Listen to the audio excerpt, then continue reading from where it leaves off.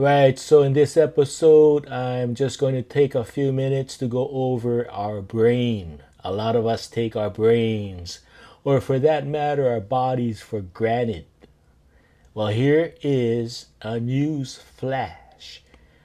We are not as durable as you think. Right, so over my lifetime, I've had people that I've known die from strokes and aneurysms. So let me tell you what these are in simple terms. And all of these medical issues have one thing in common.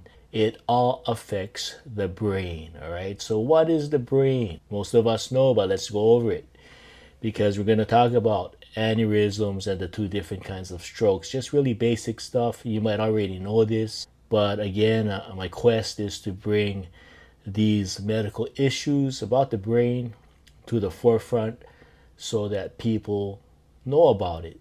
People know about it, but I want people to really know about it, all right? Because it affects everybody. It affects families, well, individuals, families, as well as society. You know, it's one of those illnesses or medical issues that really affects people, all right? So, the brain, it's the control center, regulates body processes, heartbeat, breathing, temperature, and voluntary actions like movement and speech. All right. So the brain's it's an information processor, just like your computer. It's got a processor in there, right? So it interprets sensory input, sight, sound, touch, taste, smell, and gives it meaning. Seat of the mind. It governs thought, emotions, learning, memory, judgment, and personality. All right. So that's what our brain basically does. All right. So the main parts of the brain. I'm going to go slow so that I can post some of the pictures up here. So for those of you who forget or forgot what you learned in school. So you got the cerebrum, which is the largest part. It's divided into two hemispheres with an outer cerebral cortex, the gray matter, and the inner, which is the white matter. And you get the cerebellum.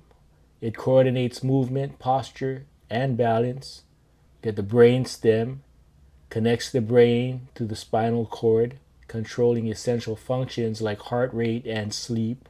And you got the lobes within the cerebrum. You got the frontal for thinking, planning, movement, emotion. All right, I'm going to go slow here. So that's the frontal. All right, just look at the picture here on the screen. Right, and then you got the parietal, sensory info, taste, touch, temperature. It's a parietal. Okay, look at the brain, the picture you have on the screen there. You got the occipital, dealing with the vision. All right, and the temporal for your hearing, memory, language. All right. So how does your brain work? So you have neurons and synapses. Billions of nerve cells, neurons, communicate via electrical and chemical signals across tiny gaps, the synapses. All right. Neuroplasticity. The brain constantly changes and forms new connections, allowing learning and adaptation. Speed. Neural signals can travel very fast, up to 268 miles per hour. That's pretty quick. Just think about your reactions when I'm moving my hand, right? Get up to walk. That's lightning speed, man. All right, so brain health needs hydration, good nutrients, fruits, veggies, healthy fats. Got to get enough sleep, exercise, and stress management. So the myths debunked. We use more than 10% of our brains. And the left/right brain dominance idea is a myth. No side is used more overall. All right, so let's talk about aneurysm. People get confused with aneurysm and strokes, and it's basically, you have different types of aneurysms, but we're going to talk about the brain aneurysm. And Just that. I just said it's relative to the brain, a brain aneurysm. All right. So let's just talk about that real quick. So an aneurysm is a bulge or a ballooning in a weakened artery wall, like a weak spot on a balloon caused by disease or congenital defect, which can lead to life-threatening internal bleeding if it ruptures, often occurring in the aorta or brain. All right. So we're talking about brain right now. While many are asymptomatic, meaning not showing any symptoms, a rupture is a medical emergency, often signaled by a sudden severe headache requiring immediate treatment like surgery or coiling. So this is just a statistic. Annually, about 30,000 people in the United States suffer a ruptured brain aneurysm, with roughly 6.5 to 6.7 million Americans having an unruptured one. Worldwide, nearly 500,000 deaths occur from brain aneurysms each year, with half the victims under 50, and an estimated 1 in 50 people globally might carry one. All right. Okay, so the average medical cost for a severe ruptured brain aneurysm. Okay, so that's your aneurysmal subarachnoid hemorrhage, or ASAH. In the United States is substantial, with studies showing mean hospitalization costs around $82,000 to over $90,000, and median costs around $67,000 to $73,000, with costs rising significantly after rupture. Factors like length of stay, complications, hospital size, and region heavily influence costs, which can easily exceed over 100 grand for complex cases, making ruptured aneurysms far more expensive to treat than unruptured ones, notes the Brain Aneurysm Foundation. An interesting aneurysm patient I befriended on Facebook had this to say. This comes from Melissa Everett Demisel. Melissa, if you're watching, I hope I said your last name right. I believe it's Demisel or Demisel, or maybe Demichel.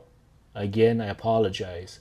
But I met her on Facebook on an aneurysm platform. She says, need more neuros who are actually trained enough to look for or think about aneurysm when dealing with migraines, not just prescribed meds. Mine could have found it and saved me from all of this anguish if he was properly educated. I believe that's what she says.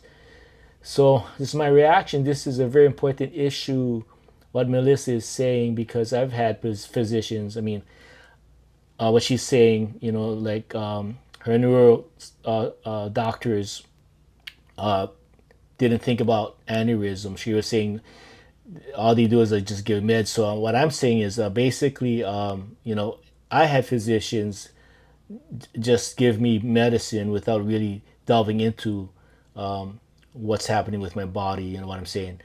And in fact, this is a true story.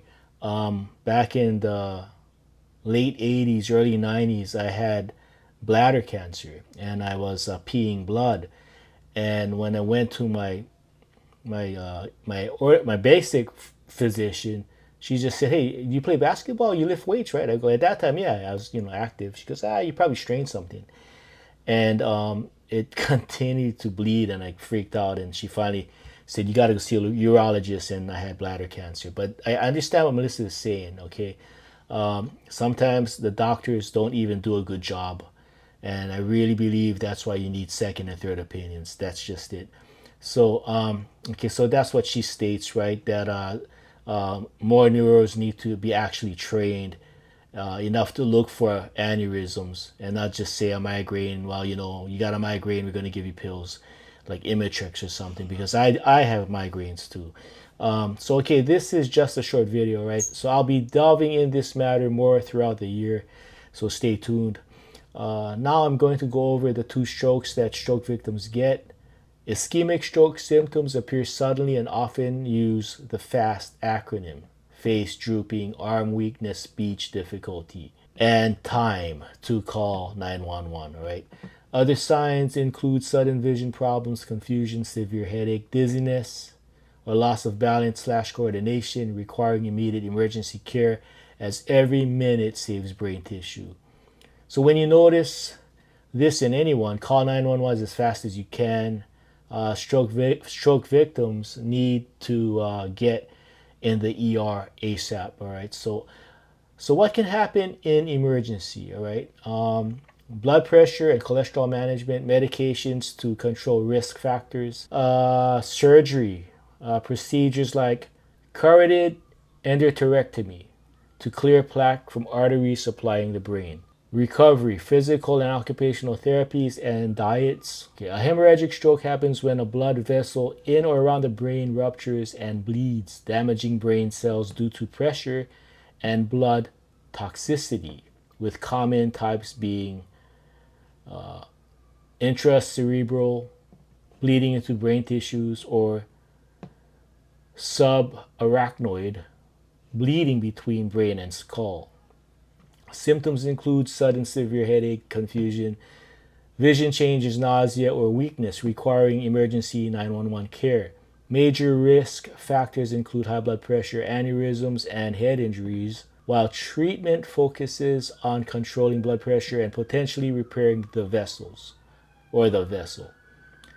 Any sign of headaches, dizziness, face drooping, call 911 ASAP. Time is of the essence, all right?